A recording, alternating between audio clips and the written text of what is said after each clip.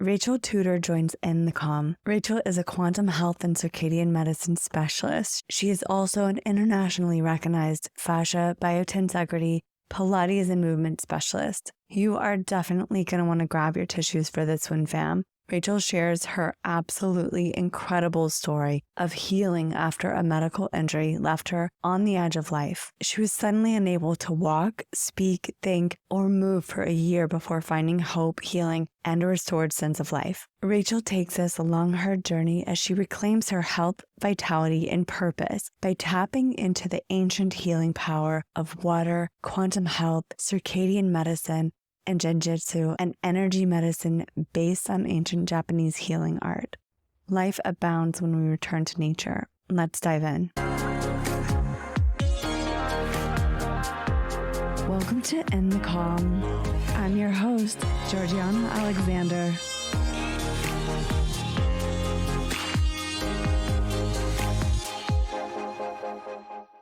Rachel, it is such an honor to have you here on In the Calm. I am so blown away by your story, and I knew personally I wanted to connect, but I also knew I really felt like this community needed to hear your story as well. Thank you very much for having me. I really appreciate it.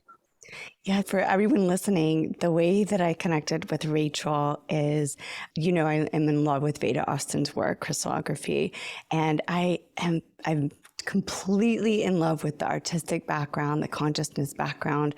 But in hearing Rachel's story, she shares how it helped her heal from a very intensive time of health matters. She had a vaccine injury, and I'm going to let her share the whole story. I don't want to give away all the storyline here, but just hearing that story, I think my jaw was dropped open pretty much the whole time that live was on. I was like cheering you on and just so blown away by your journey. I'm like, wow, this is incredible.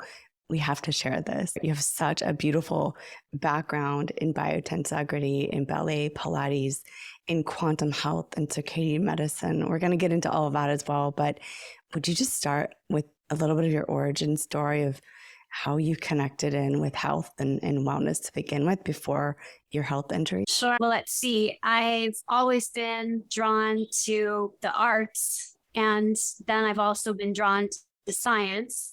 Although I have to say, from an educational standpoint, I did better in the arts than I did. But I think some of that was maybe not the right teacher at the right time kind of thing. So we've all been there. Yeah, we've all had those moments, I think. So I have a lot of background in dance and in music.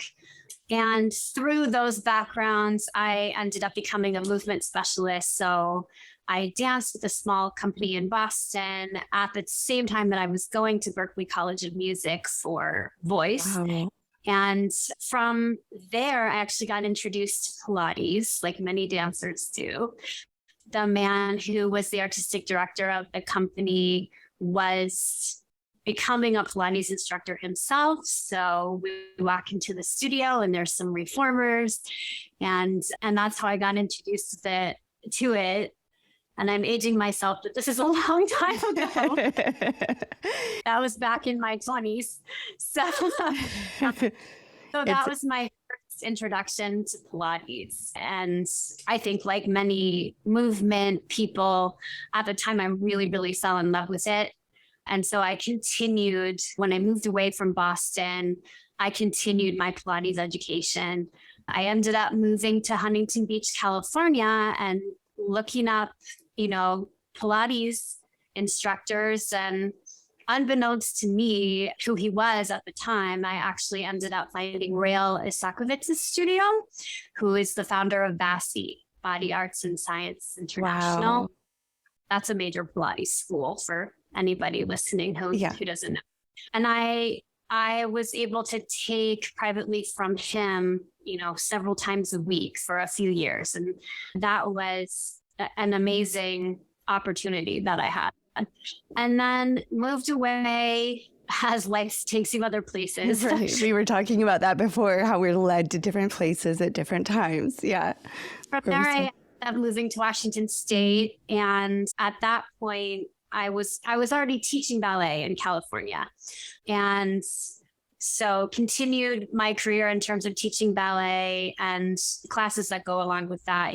They're usually called stretch and strength or conditioning, different labels. And then started teaching Pilates as well when I moved here. So certifying through BASI and began teaching Pilates. So that's the beginning of my career as a movement specialist, which is about 30 years ago now. Okay. And, it's grown and changed and expanded from there as things do in your life. Right? Yeah, absolutely.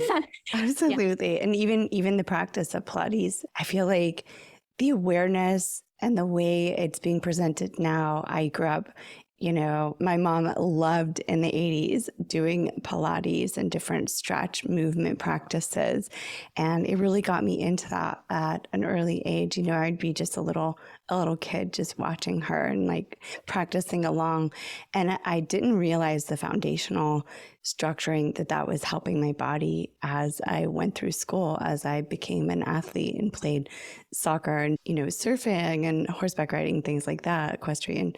It gives you a structure and a foundation that I think is so fascinating because it's so gentle on the body. You don't necessarily recognize how it does strengthen. So I'm really glad to see it coming into light more so now.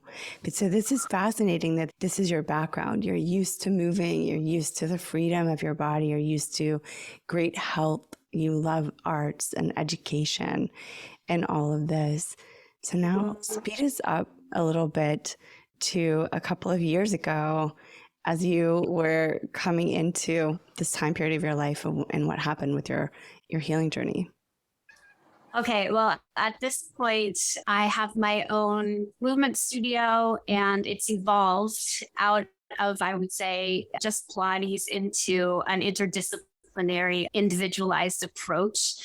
And I got the COVID shots thinking that, like millions of people were doing the right thing, putting together work, all those kinds of things. And I had an adverse reaction to them and became very, very, very sick. So I had the first one in March of 2021. I did have a bit of an adverse reaction to that one where I got vertigo for a couple of weeks, but I went on a naturopathic protocol that was meant to help with side effects. And it did help. So I, looking back now, I wouldn't have done this, but I did at the time go ahead and get the second one. That was April 16th of 2021. And after that, for me, it was like lights out. Wow. I had a litany of symptoms that I can go over. Yeah, no, please share the whole journey with us. So vertigo immediately returned. And then I had chest pain, really bad chest pain. At one point, I went to the emergency room for the chest pain. They determined that I wasn't having a stroke or a heart attack and sent me home. I had terrible fevers, nausea. Of course, that comes with vertigo. Excruciating headaches and this heaviness that a lot of us get where your head just weighs about 5,000 pounds. Really bad chronic nerve pain, joint pain, connective tissue pain, internal tremoring where your whole body is shaking, like you just feel like a cell phone on vibrate kind of constantly. Brain fog that is just so incapacitating. I mean, you just can't think at all. The fatigue is beyond debilitating. It's a fatigue where, like, if your house was on fire, you don't have the energy to get up. Wow. So I had neurological changes, like regression, couldn't put two thoughts together, couldn't find, like, somewhere I knew that I would know something, but I couldn't find it in my head, kind of a thing. I had vision impairment. Going in and out of shadow would make me lose my balance. Speech impairment, where I couldn't really talk properly. I definitely lost words. I still have a little bit of that happening. Just histamine pathology, rashes and hives all the time. And then on top of all of that, or along with all of that, a diagnosis of an autoimmune disease, which looked like lupus. They took me under the microscope. Wow. So yeah, that's what happened. I mean, Uh, it was fast. It was all immediate for you. Most of those things happened immediately and then continued for a year and basically did not get better. They either continued the same, to the same degree that I had them, or they got worse. So it was just, one kind of agonizing day after another after another. So I was certainly trying different kinds of, protocols and things like that, but nothing really helped. It's just, that's incredible. I mean, for everyone listening, I mean, you couldn't walk, you couldn't function, you couldn't, like, beyond just the basic functioning of being able to feed yourself, to eat, to have, basic thought, cognitive recognition, everything was just at a standstill. And then that you still had this willpower to keep moving forward and trying to find different treatments and measures and answers. What was some of the response that you were getting? Because I know during that time, even for so many of the natural pathways, a lot of people were just at a standstill of knowing what to do and how to treat, how to look at something, because it was such a toxic overload for certain people's systems. Right, exactly. I mean, looking back now from a quantum health standpoint, now they have more education as far as that goes. I actually can't wait to talk to you about this, but we're gonna What I realized happened was that I was at such an electron deficiency, basically, that I had massive mitochondrial dysfunction. And because of that, my body just did not have the energy that it needed to help myself heal. So what was happening in terms of trying to take supplements or medications, things like that, that were meant to treat specific symptoms, was I just didn't have the energy to process those either. So all my energy was just going to basically surviving. And there was nothing left for anything on top. When we think about fatigue, even to extract this point and kind of put it in people's lives that maybe you're dealing with some chronic fatigue, whether it's injury related or not, you don't consider the fact that your body has actual fatigue of even processing the things that would typically get you better. That's incredible. I would never have thought of that. Obviously, you didn't have to think of that until suddenly you had to think about it. Right. So for me, there's another piece of this. So I kind of look at the healing process that I've been through as, there's a bunch of analogies you could use, but if I look at it as a wheel, I would say it's a quantum health wheel, and there's different spokes on the wheel. And certainly circadian biology is a major spoke on that wheel.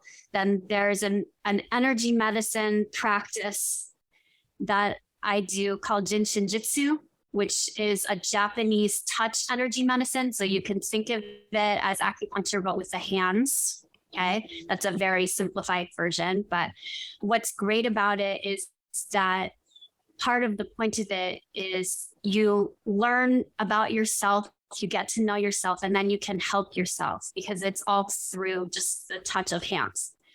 So a practitioner can help you to bring energy flows in, especially if you're at a real deficit like I was, but you're always able to help yourself as well. So that's another one. Then I would say once I could movement outside, so also a big piece. And then the crystallography theta. And the crystallography, I just want to back you up for just a minute before we get into your protocols, because the story with the crystallography is, your whole story is just, it's truly incredible. I feel like it's a miracle to see you in health right in front of my face, and for you to get to tell your story. But I know it was a journey. This was a process for you. So if you could just back us up a little bit, when in your journey did you start finding healing protocols that were actually working for you? How long in did that take for you? It was a year. So okay. Part that is that why I thought of Jin Shin Jyutsu. Part of that is that my Jin Shin Jyutsu mentor was also injured herself. And so she had to go through her own healing process before, of course, she could help other people. So that was a missing piece for me in terms of, the year where it was just sort of, stagnating, this cauldron of symptoms or syndrome or whatever you want debilitated with a gray outlook, right? Like there wasn't, exactly. You were just getting feedback of not many options. Right. So I mean, you mentioned I couldn't walk. All I could really do was curl up in one place and hope that I could find a position where the world wasn't really spinning around so much that I couldn't do anything else. So sorry. No, I can't. I'm going to tear up too. I can't imagine, because I think any one of those symptoms would be an overwhelm for people. And I think that's the beauty of you sharing your story, because so many people are having singular side effects or reactions or injury, and they really range on a spectrum for a lot of people that have reached out to me that have said, oh, well, this is going on, just as a friend, or they know my background in holistic health. And it's impacting people in so many different ways.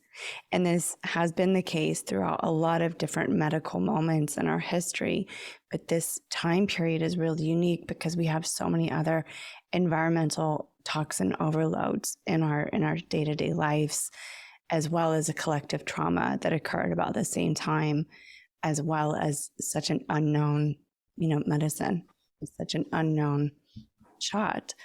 And so because of that, it's so valuable, I think, for people to say, oh, maybe this could relate to that, or maybe this bevy of symptoms that seem insurmountable that nobody has answers for, maybe I should look into some of these healing modalities to start with, and things that I know I wouldn't have thought of, that you had to work through a year before you could step into. I'm so grateful for you sharing your story. I know it's not easy, because you share it on the other side, but when we're tapping back into those emotions of what really occurred, and you go into that, it was, I'm sure, a very dark, scary place. Yeah, absolutely. Thank you for that. It's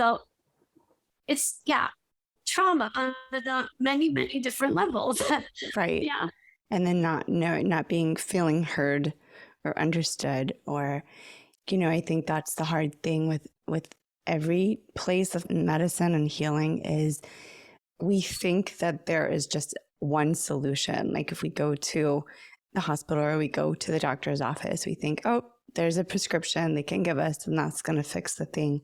But the truth is, we're all so unique in our systems and how we impact from different things. And then our emotional health and well-being, or environmental health and well-being, all of those pieces, our DNA history, all of that plays into the perfect storm, so to speak, of whatever is coming up for us. Yeah, absolutely. And all the things that you mentioned are such a big part of healing. I've come to learn environment is everything. Yeah. So put your body in the correct environment and it will heal. That environment is nature's frequencies. Yes. And the more that you aren't in that environment, right, you're stepping away from that environment, which holds a lot of toxins within it, then the more that mitochondrial struggle is happening, whether you realize it yet or not. Mm-hmm. So, to come back to your question, I must have been scrolling on Instagram, and I came across two people right around the very similar time. I came across Carrie Bennett, who's a quantum clinician, and I came across Veda Austin, the water researcher. And those two things came together in a huge way to put me on this different path in terms of looking for how to heal. So Carrie, on her Instagram account, she just shares an amazing amount of information about quantum health and circadian biology and why it's important, the science behind it, and how to start to implement it.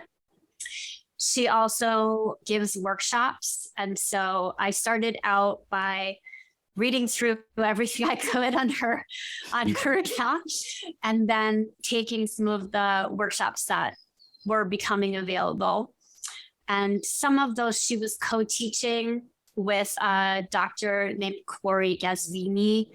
And so I was taking from her and from him together. And so I started taking workshops on, mitochondrial health and how to live quantumly, right? Those sorts of things. Started learning all about how your light environment is incredibly important. We evolved to be outside, in Earth's frequencies, on Earth's frequencies, of Earth's frequencies. Those are the frequencies that resonate within us and lead us to mitochondrial health and give us the energy then that we need for our body to be able to do its jobs. And then I also took my very first workshop from Veda, where I started to learn how to do the crystallography, and did what she suggested at first, which is just get to know your water. So don't try to influence the water in any way, but just keep doing the crystallography and see what it shows you. And you'll probably start to recognize some signature patterns or a signature pattern that it has. And that way, once you do try to influence it, you'll know that it's changed, but you'll know that something has taken place. So for about a month, that's what I did with the water. So I just have to ask as well, because I'm fascinated about the quantum health route. I completely understand. You're like, okay, this might work for my healing.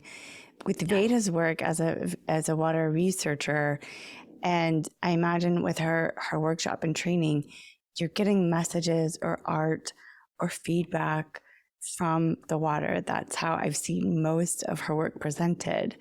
But in that moment, what really triggered for you of saying, this is medicine that I need? Because it wasn't, as I understand, that the medicine understanding of the crystallography was something you discovered along your journey. I did. And that happened about a month later in terms of using the crystallography as frequency medicine. Your soul just knew that you needed. You're like, this is artistic. Yeah. This is cool. I need to do this. But really, it was a healing medicine. That's incredible. It just really resonated with me. I saw the things she was posting, and I was like, that is incredible.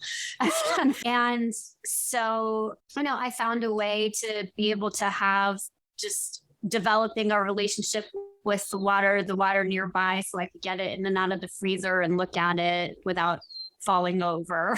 But about a month later, Veda offered a second workshop, and I took that workshop, and it was very small. There were 3 of us and Veda. And now looking back, I'm like, well, that was synchronicity. It was supposed to happen because of that, we really got to talk to her. And at that point, she hadn't been sharing the part about eating the ice as widely as she does now. So she was telling us about it and told us about how she came to those ideas and asked the few of us that were in the workshop, because I was dealing with the vaccine injury. There was another woman dealing with insomnia. If we wanted to basically become case studies and participate. And her advice to us was, pick a word that resonates, just whatever comes up from you. Pick a word and use the word. I choose to write things down and to put the petri dish of water on top of what I've written. But you can influence it, I think, just through thoughts. You can sing to it, or, it's really up to you how you're. Water is very intelligent, so it can understand your language however you choose, right? So for the most part, I write things down. And my first word that came to me was communication, because the communication of my entire body was awry. It just was not working. So that was what came to me. I wrote it down. And that's what started me using the crystallography as frequency medicine, was that workshop and the invitation to try it.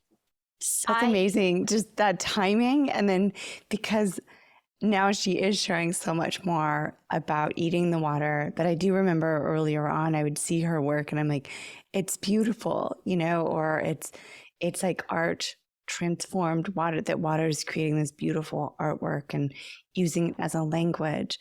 But I don't know that if I would have seen it, I would have thought, oh, I need this for healing. Like now I want, now I just want to know more. I want to know all the details and take the workshops as well. But how incredible that your body and your soul just knew exactly what you needed with all the different people it was bringing into your life. I think it's a powerful thing to recognize that when we're open to receiving and when we put it out into the world of what we're needing, those quantum frequencies show up with answers, right? Yeah, absolutely. And it's interesting now, I understand it a lot more, you could say, from a scientific point of view, the science behind it, because I've studied quantum biology. I ended up certifying in applied quantum biology. Amazing. Because it helped me to get so much better. And I just thought, I want to understand it better. I want the education for myself, and that I want to be able to help other people, especially people going through what I went you're through. Going through. Yeah. What I'm still going through. Exactly. Right. Yeah. On different levels. But yeah, I started to learn a lot more about exclusion zone water, also called the fourth phase of water, from the quantum community, especially from Carrie, and all the different amazing properties that water has, the incredible geometries that it can shape itself into, that it's, a holder of energy and information. It's a communicator of all of those things. It's why we're basically just big quantum antennas walking around. A lot of light and magnetism. Exactly. And, yeah. This is my language too. This is my jam. So I love it.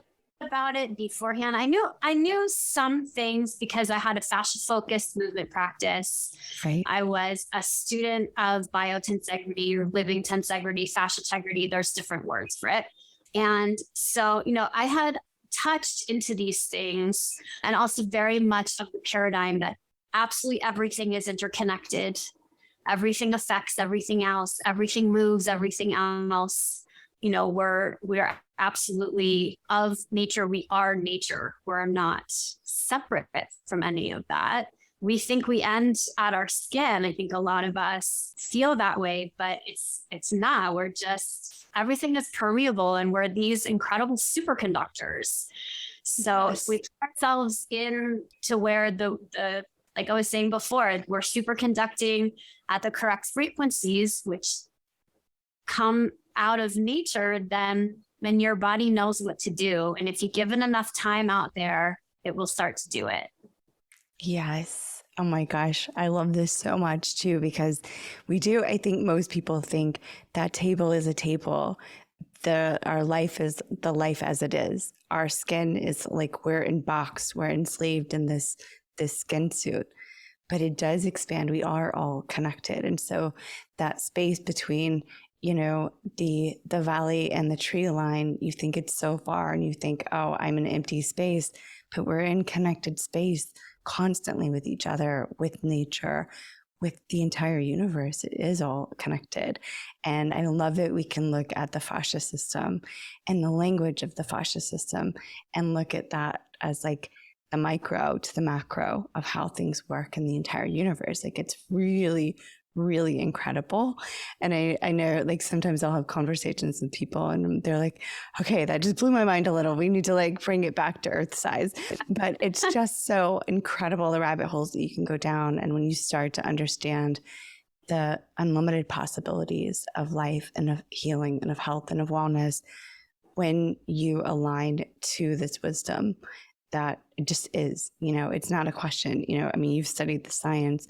I've seen it my whole life as a seer. I see the energy and I see how it functions through people's health and healing. and how those fabric threads move throughout our universe. So it's incredibly fascinating. And then with the healing water with Veda, and this language, it's so fascinating when we think about the water particles in our atmosphere and in our body, that we are water, and that throughout the whole universe, like there's this water element, right? And so we can communicate information.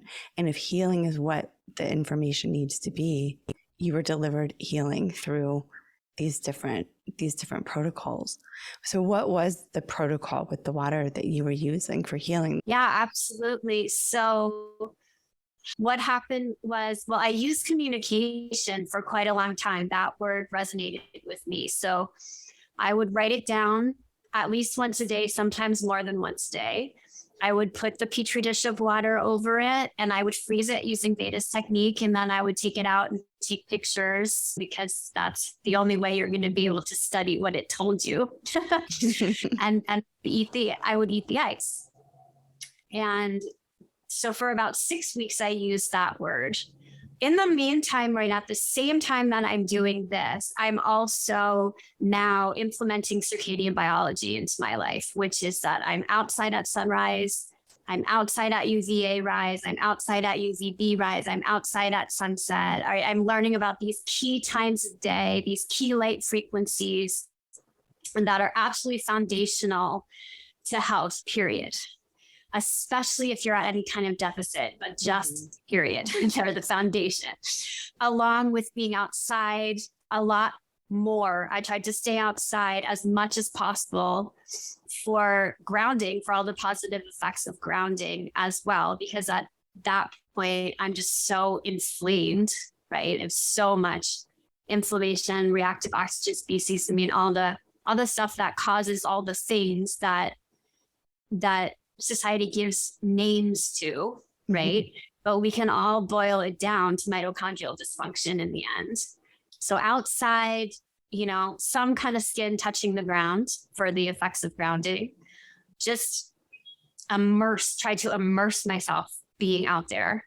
And so when I couldn't move very much, and as a movement specialist, I understand the importance of movement for health as well. What I would do is wiggle my fingers and my toes and hum, because humming has also a lot of benefits. Yes. The sound frequencies through the body acts as like your own sound healing tool. Exactly. Yeah.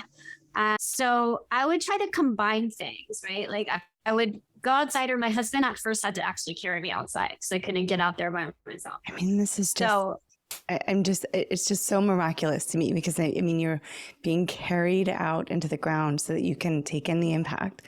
You're a movement specialist, but at this time you couldn't move more than just wiggle fingers. And even that probably felt like a lot. It did. It was hard because any little movement would just send more vertigo. It's these cycles, right? So, but I would try to do something. So I would wiggle something and I would try to hum or try to, slow my breathing down, right? Make sure I was breathing through my nose. Like these, if I could, I would try to hold a Jin Shin Jyutsu flow that I thought maybe would help. This was still a little bit before I got to see my Jin Shin mentor, who helped me a lot. She was actually the reason my vertigo finally started to get better. There's a special flow called the dizzy flow. And once I was able to get in to see her and she did that, I would say the vertigo actually got about 50% better. Wow. First time. And then it took a while. I mean, nothing is immediate, but it did eventually finally break through. And I had a few relapses here and there, which happens in healing, right? We all want healing to be like this straight climb up, but it's not. It's a wave. That's true. That's such a good reminder, because we feel sometimes I would imagine like you're failing. I know I felt like that at different times where you do heal through, and then applying this to that, you're like, no, not again. But you just kept going. You just knew inside yourself. Yeah, something just very instinctual tells you that you're getting better. Like it's a step along the way, but it's not a regression. It's just like it's, maybe this frequency of this symptom is buried in so many deep levels of you that it has to, they have to kind of peel away like an onion, for lack of a better analogy. And as your healing goes deeper, you're letting out or letting go of these certain things at different levels. Right. So I think that can happen often in healing, and that's maybe when a symptom reemerges. But there's just something with your intuition that tells you it's another place. It's like another valley I just have to go through. And then when I'm on the other side of it, I'm actually a little up higher on the mountain. Yes. Yes. So. Yes, exactly. So I was outside moving as best I could, trying to just, stack these helpful things together. And the second word that came to me was surrender. So just one day while I was out there, I just thought I need to write surrender down. I'm done with communication for now. So I wrote down surrender next. And it wasn't surrender like, oh, I give up. It was surrender in the best possible way. Surrender to, this makes me emotional again. I have such chills, such body chills. Just surrender to the moment, like surrender to what is. And then hold space for that and see what happens. Wow, that's so beautiful. So, no apologies. No apologies. Yeah, this is just such. I have to stop apologizing because emotion is incredibly normal and beneficial. So it is. Our emotions are really our power tools, and to get to have the emotions on the other side of everything coming up. I mean, that surrender, I speak about it often with the empowerment work that I do for others. I've seen it in my life, not in the context that you're speaking of, but in those moments that I have no more fight for resistance. Like I've thrown everything at a situation that I'm resisting and it's just not working. And I've had all the hissy fits in the floor. I've gotten frustrated and I just surrender, and almost like a fuck it moment, like, fuck it. Yeah. I let go. I let it work out the way it's meant to. And I'm going to just like roll with it and flow with it. Those are the moments when quantum leaps occur in my life. And when it's like the road suddenly shifts and my entire landscape looks different immediately. It's just incredible. Yeah, absolutely. So it was a very peaceful thing. Yeah. Just coming. Yeah. So I wrote surrender down and, did the crystallography, eat it. and then other words started to come. So, sometimes they would be esoteric and other times they would be very specific. Like a few words later, mitochondrial health is what came to me. So I wrote it down. And that crystallography was pretty amazing because it showed me these little kind of, have you ever seen, when someone will draw mitochondria, like as on like a diagram or something like that? Okay. Yeah. They almost look, I don't know, maybe like a little bean, like a little. Yeah. That's what I was going to say. They always kind of look like a little bean shape, Yeah. So the water gave me really clearly in this crystallography some of those shapes. And then in one of the shapes, there was basically what looks like a needle coming out of it. So I was getting a lot of needle type of crystallography with communication. Okay. And sometimes water will show you spikes, but this was very, very specific and very, there's something called the hydroglyphs that it has. And there are specific hydroglyphs for pharmaceuticals, right? Mm-hmm. And this very much had to look like that. But also the spike crystallography that I would get was really prolific sometimes in these dishes. And I think, has specific meanings in terms of where they were placed and what they were attached to and things like that. So this had what looks very much like a syringe, but the needle part of it was sticking away from the mitochondria. Wow. Instead of towards. It was like basically diagramming for you that you were healing the mitochondria, like it was being removed from your system. Yeah. Oh my gosh, like this is amazing. And yeah. So, and before that, I mean, this is water forming communication. Like it's just the intelligence in our universe is just mind blowing. That's exactly what I'm going to say is what the water does will blow your mind every single time. Like I still do this every single day. And every single time I am awestruck, just no matter how many times. It's like you think, oh, you're going to get used to it. You don't. Don't. And what happens is as the relationship grows, I found with the water, it communicates more and more and more. It's like a trustworthy relationship, right? It's like any relationship you put time and effort into, it's reciprocal. Mm-hmm.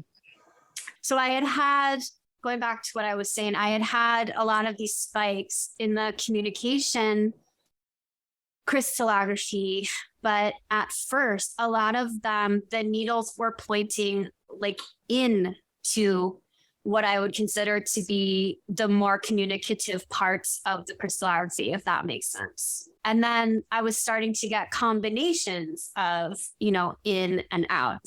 But this first mitochondrial health dish, I remember being struck by the fact that the needle part of it was actually going out of the mitochondria. And you just like drop down and cry. I would have just like lost it. I took it as a very good sign. Yeah, exactly. Having my mind blown that like, this is what it showed. And it was, pretty easy to tell that it had drawn these little mitochondria. Because at the same time, remember, I'm starting to learn more and more about all of this. So I'm now studying mitochondria, right? And what mitochondrial health means and how to achieve it. And so I'm looking at these drawings of mitochondria all the time now. And so I think that's something the water also knows. It's really fascinating. It's just this incredible mix of science and art and what you bring to it, where you are in any given moment. So, it connects to collective consciousness and it knows where you are. It knows what you need, and it draws on just the wisdom of eternity to bring you things that, you might never have been interested in looking up before. I've looked up the symbolism of more things in the past almost year that I've been doing this now than I ever have in my entire life. And I've learned so much from the imagery that comes up in the water.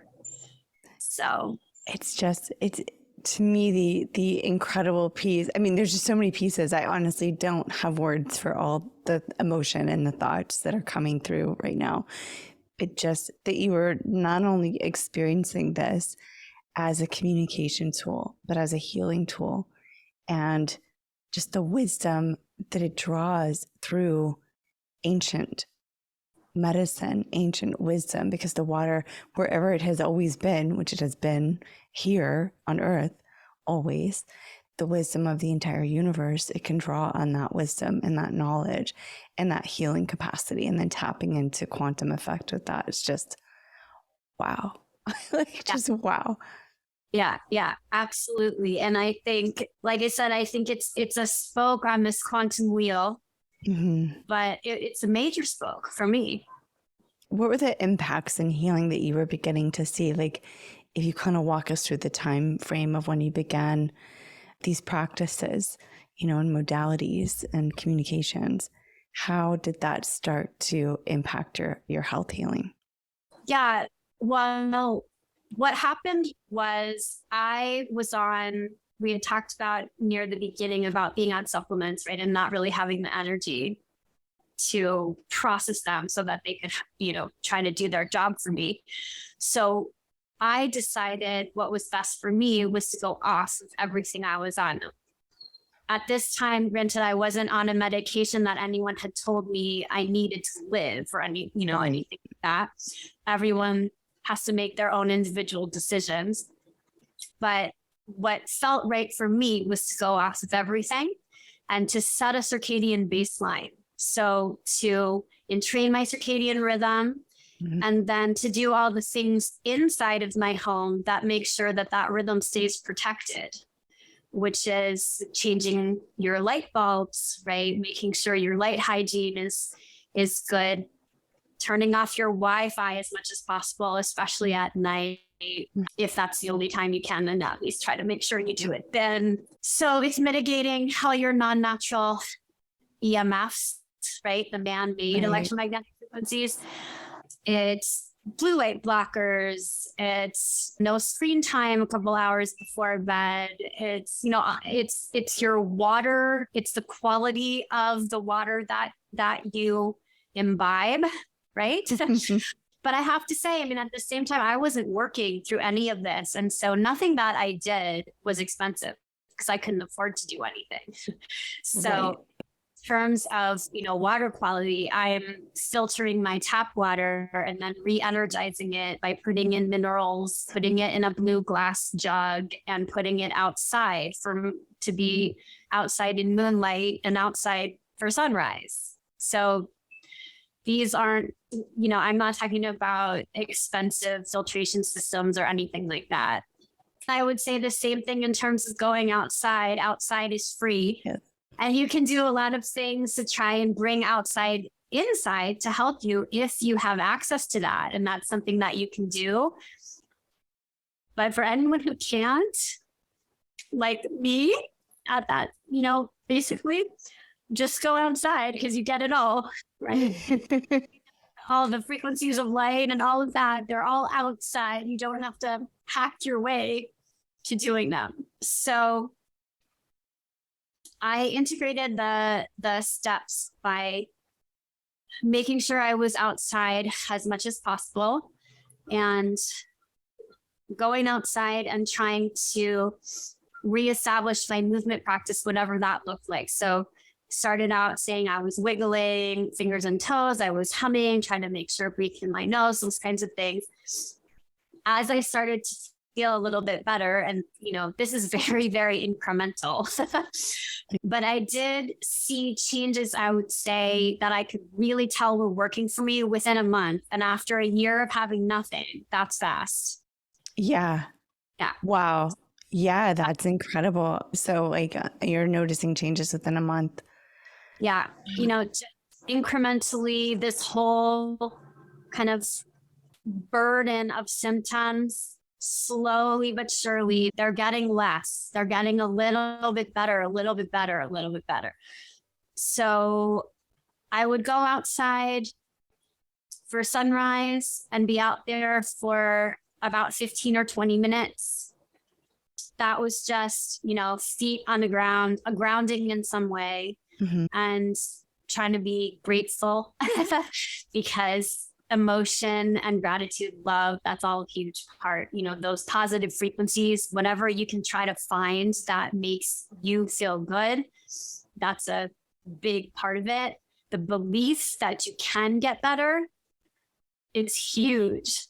That's so cool. Like these little incremental moments of getting better and better make you start to believe that you can get better, when after so long you really start to doubt it.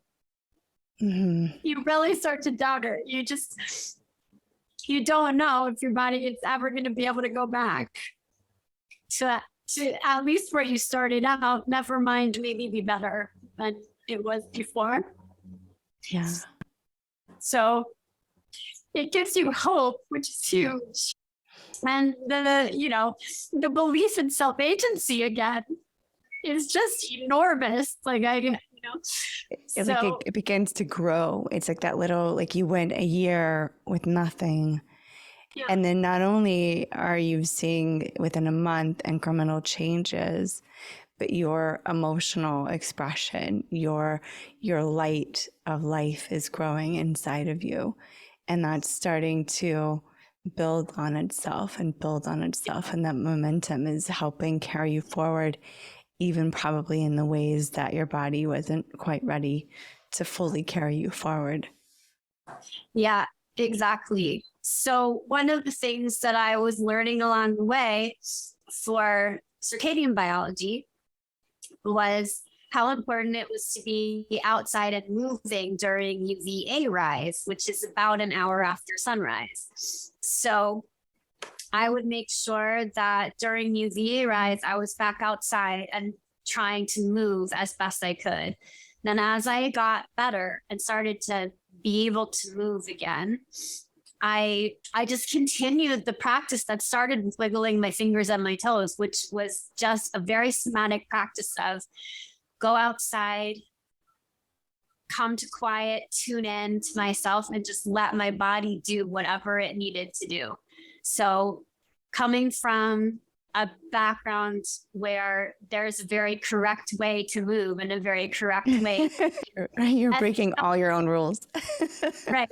I mean, there had, as I said before, I mean, there was evolving going on, you know, through 30 years of being a movement practitioner, of course. But this really was just, there's absolutely no right, no wrong. My body knows what it needs to do. And I'm going to just get out of my own way, get out of my head. No judgment, no question, no nothing, and just do whatever my body does, wherever it takes me in all of these natural frequencies. And that's my movement practice to this very day. I go outside, make sure I'm outside during UVA rise, and let my body do whatever it needs to do. As I did more of that, then I started to get even better in terms of everything else. So, you know, everything is a spoke that's turning this wheel, you know, that's starting to like let it inch along, and then, you know, starts rolling. Where are you now with your healing? Like, I know you mentioned you can walk. I mean, Yeah. you can speak very well. Like you're speaking, you're thinking, like you have self again. Yeah. Well, the best news that I got at the end of February. So I had blood work taken, right? And I said that it showed that I had autoimmune that looked like lupus. So 17 months after that test, I did another test. And in that test, my autoimmune antibodies were negative. Yes. February. Oh my gosh. That's amazing. Congratulations. Thank you. Yeah. Wow. That at least is some, you know, if anyone's looking for proof or whatever you want to call it, some kind of, you know, more allopathic way to say that healing actually has taken place. And I can say, I mean, I already knew that from feeling so much better. Yeah. But, you know, here it is, my blood test, that these antibodies aren't there anymore. So I would say, as far as most of the physical symptoms that I had, the majority of them are gone, or many, many, many times better. Many times better. The ones that I think I'm still working through more are some of the neurological ones, the neurotransmitter connections, I think, are getting much better, but I can feel that they're still, you know, trying to work their way back all the way. That makes actually a lot of sense, because I feel like with the brain in any state of trauma, which obviously it was in such a shock and trauma place, it takes time, like you were talking about, of peeling back that onion and working through layers. It has to really feel safe in itself to begin to fully function in the way that is optimal. And it takes its own journey. I feel like the mind has its own journey. Yeah, absolutely. Right now, I am trying to rebuild my movement practice, and I am now a quantum health coach. Amazing. So incredible. to say I want to mention the Quantum Biology Collective. So that's who I did the certification from. And I learned about them from Carrie, who is a lead faculty member for them. Yeah, will you share a little bit more about that work? Because it's fascinating. It's really incredible. And this is the work that helped you in your healing journey. And now you are providing that coaching and coaching for others in this. And you work with different injury support groups as well as a community. So what it's about really is lifestyle change. That's what it comes down to. But that's so simple. No, I'm just kidding. Because, you know, everybody wants to.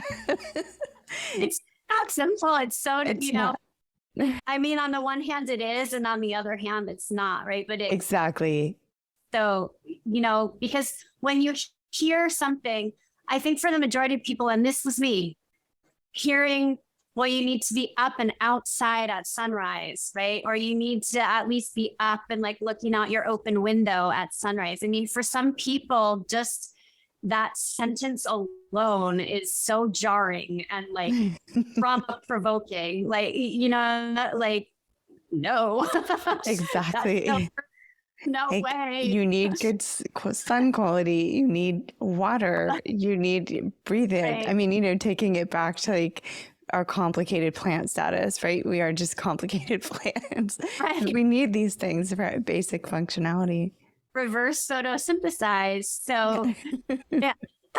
So really, for me, the way I like to explain it is it's about making choices in your life that allow you to have circadian rhythm in treatment, which means that you're moving with the rhythm of nature and then doing everything you can to not have that in treatment disrupted, which is the stuff we were talking about before about what you need to do inside and in your home and those kinds of things. Yeah. What are some of the tools that now that you know as a quantum coach, like, can you share a couple of tips with everyone listening that's like, sure. Oh, I want to change my light bulbs right now, you know?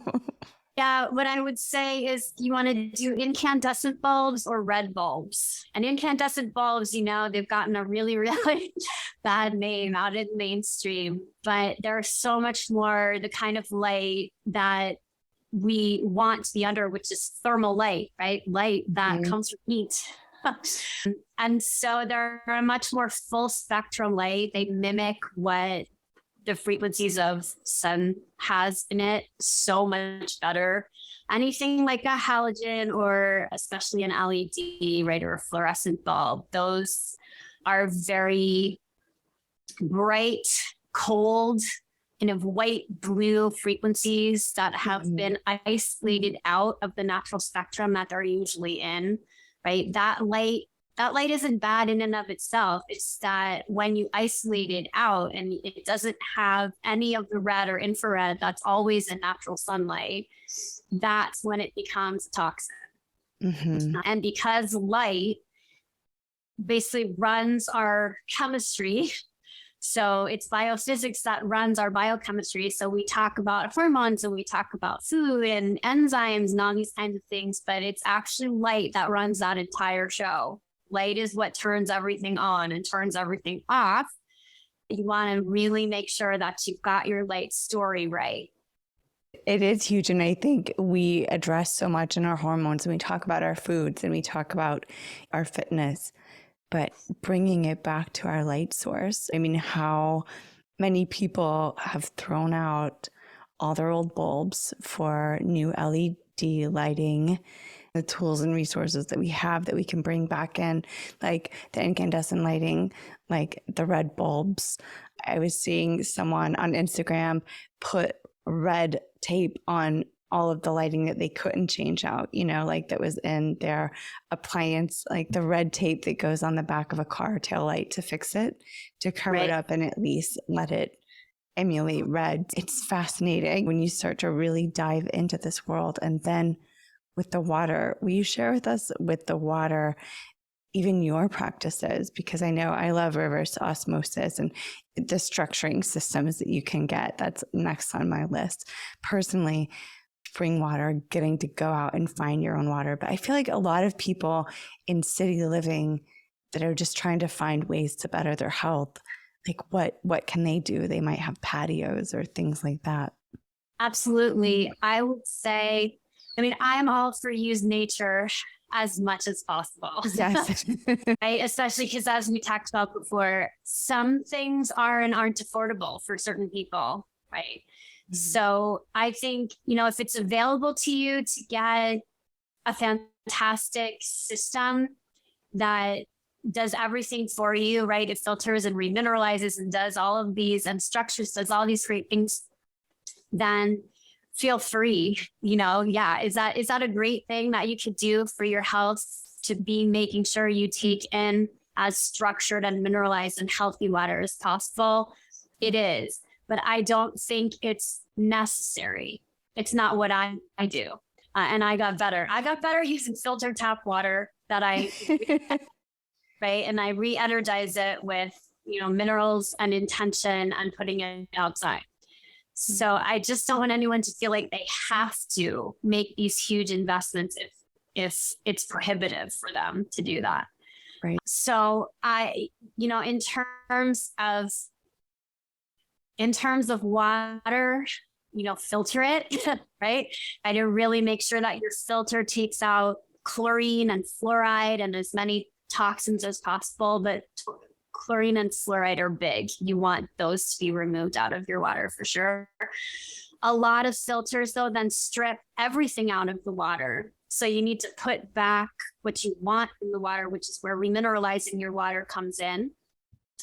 You can use something called Kelby balls, QELBY, which are just little like microcosms of earth, basically, that you can put into the water and they'll remineralize your water. That's a very economical way to do it. That is so cool. You can also use mineral drops to remineralize your water. So I've used several different ones. Right now I'm using OmniGlue mineral drops, and they come from a plankton reef off of the coast of Australia. There's also Quinton minerals. Quinton is really well known. And I do take Quinton minerals. And I also take Shilajit, which is all the earth minerals. So I work hard to make sure I get enough minerals by doing both of those things. Mm-hmm. Then in terms of structuring, people, there's vortexing devices, there's structuring devices, there's all of that. And I would say to people, do what resonates with you and what is available and affordable for you. Because I think your intuition will tell you, sometimes I'll look through a bunch of devices, and for me personally, my instinct, it doesn't resonate with me, but that doesn't mean it won't resonate with somebody else. And if it does, then I think that's the right thing for you to help revitalize and re-enliven your water and make it as structured and as healthy as possible. And, I'm repeating myself, but I filter it. I put it in a blue jug from Blue Bottle Love. They make these amazing blue bottles, and water loves the color blue. So blue or colored glass, if you can, is a great vessel to keep your water in. I put some Kelby balls in there. I put some OmniGlue minerals in there, and I put it outside overnight. And then it's out there when I go out there. So I'm out there for sunrise, all the things we talked about. It's out there with me. And it stays out there with me through my movement practice, which is through UVA rise. And then I bring it in, and that's when I do my crystallography. So I do the crystallography immediately after the movement practice, which is when the words come to me. And, immediately from when it's been outside that entire time is when I find it's very responsive to doing the crystallography with me at that time of day. It loves this friendship. It really is a friendship because you're hanging out together. You're enjoying nature together. You're doing your movement practice together. And it's like, let's hang out and have more of a conversation. And then you're getting your medicine with it as well. And I definitely have had times in the crystallography where it's shown me that it sees me out there. I can see. That's amazing. It's really, really enjoying the hangout time. Absolutely. I think, I've heard Veda talk a lot about tap water, and she talks about about it because people tend to ignore it. And, I've heard her say that, when you give something that starves for attention, right? It's that much more responsive. Like, it's like, oh, thank you for noticing me. Thank you for, loving me and giving me attention and not just writing me off. And I think I've definitely found that with working with my water, for sure. Such a beautiful point about the tap water. After hearing Veda say that, now even when I'm in the shower, I try to always really thank the water and send it a lot of love for all the places it had to go through so that it could help me have a shower, I do the exact same thing. I'm like, thank you. Like you're hanging out with your friend. It's true. Shower. If you experience this, and I encourage everybody to, because you could be as skeptical as you want. Well, I probably shouldn't say that. I mean, if you're nothing but skeptical and you just think, well, this is just a lot of BS, then it's probably, water's not going to play. Right. Right. And also probably not listening to this podcast. Everyone in this community is really open-hearted and open-minded and looking on ways to embody the earth and their own journeys. They're probably not here. Those people are not here. Oh, good. So then for me to say, do it for yourself. I mean, there's nothing like experiencing it and stick with it. It's like I've heard Veda also talk about and I know from my own experience now, it's absolutely about building a relationship. So I've heard her say something like, nobody spills their whole life story or talks about their deepest trauma on the first date kind of thing. Like it's about building the relationship. And the more the relationship builds, the more both parties get out of it. So, yeah, I would do that, getting to know, learn the technique from her. And you can go on to her website and learn it via PDF, or you can do workshops. But I'll link that information as well for anyone interested in learning more about Veda's work, since we're referencing it, as well as your work too. You're offering your quantum health coaching and movement practices, and really the culmination of everything that you've learned in your journey, you're helping offer for others now as well. Absolutely.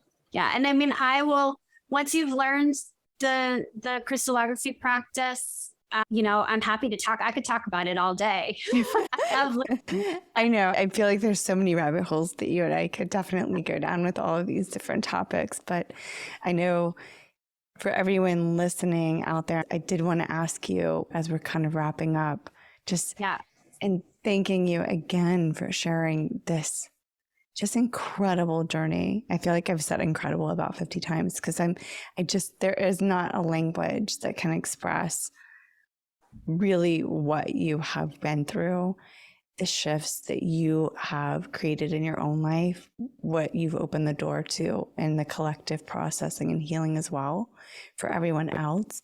It's just truly incredible. So I just want to thank you on behalf of myself and the collective. Thank you for going that journey. But I did want to ask you if you had anything that came to mind for anyone that is going through, whether it's a healing journey or something where they just don't see the possibility ahead of them, like a nugget that really you've learned that's helped you keep that truth moving forward in yourself, what would you share? Oh, yeah. Well, thank you for your words, first of all. Very much. And I would say, don't give up. Yeah. And I would say, use the light, use nature, and don't just discount it. I think it's very easy for people to hear, oh yeah, you got to get outside, or oh yeah, you need to be, doing up at these certain times, or kind of a circadian biology idea, but hacked. Like, oh, if you have to get up, and it's still dark outside and you need to feel energized, then shine a super bright light in your face, like, kind of a thing. I would say give light and the frequencies of nature the utmost importance in your healing journey, because in the end, that's what it's going to be all about. Mm-hmm. So, like, I've heard certain things online that once you're vaccine injured, the change that happens to you, on that DNA level, are there forever. And when I first heard that, my first instinct was, that's not true, because I've gotten better. I'm getting better. And I think all these frequencies, all the stuff that I do that immerses me in the frequencies that my body is supposed to be in communication with, are powerful enough to turn it around. Mm-hmm. But I think that even if that were true, then it becomes even more important that I continue this practice every single day, because the only thing that's going to overpower that is nature. So nothing is more powerful than nature. And I think of it as like when you see a war-torn place, right? A bombed out place. But eventually over time, what happens? Nature starts to go back. Nature Mm-hmm. takes over. Life returns, right? And the longer that place is left alone, more and more and more nature and life return. And so, I can think about the places that you want to say are broken or whatever as kind of those bombed out places. But if I immerse them in nature long enough, life returns. Yes. So I would say you can't put enough importance on this, and don't write it off. Don't just be like, oh yeah, I need to get outside more, because it's so much more than that. It's important about when you're outside, right? And how you're outside. And, do you have naked eyes to the sky? There are definitely things that are important that go into it. And I wish I could stand on the rooftops and shout loud enough about how important it is. You are right now. You're shouting out into the podcast world on that mountaintop. That's beautiful. And I'm very emotional about the whole thing, but there's kind of no way not to be. No, it's such a powerful journey that you've been on, and the wisdom that you've been able to cultivate and see, the impact. And I agree with you that I don't always believe in what's said that can be done or can't be done. I tend to like to be a little bit of a rule breaker and think, but why? I just think, everything is possible. And there's so much to the world and to science and to understanding things that we haven't even begun to tap into, that I just think to hear something that's so resolute as, if this is done, it can't be fixed within your DNA. I completely disagree. I don't feel that that's truth at all, because miracles happen every day, and miracles happen when you stand from a place of hope, of connecting to light, literally, and the light within yourself, the trust within yourself. And you're a testament to that. Your journey is incredible, that within a 17-month period, you went from not being able to walk, only wiggle your fingers, and a whole host of other things that you've had to go through, completely life altering, to now seeing your life return, your ownership of life return, and having the tools and the resources and the capacity to help others within your community and with the healing space. Yeah. It has just been such an honor to get to speak with you. And I knew the second that I heard your story and then connected with now the work that you're doing, I saw like, what, you're in quantum health and circadian medicine? Like, I was just so awestruck. I was like, we have to talk. I can't wait to deep dive. There's so many places. I know we could even go further, but I definitely just am so grateful that you took the time to be here and share your wisdom and your story with us. Thank you very much. I really appreciate you. I appreciate you reaching out and and letting me shout from the rooftops like this. Well, it is my pleasure.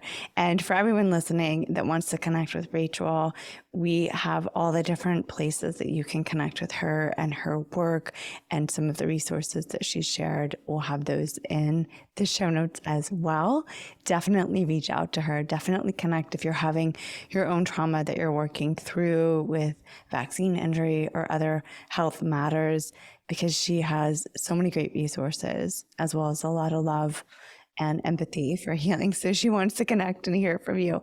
I want to hear your stories, and I can't wait to hear how you all have walked away from this changed and impacted. So we can't wait to talk to you. Thank you, Rachel. Thank you.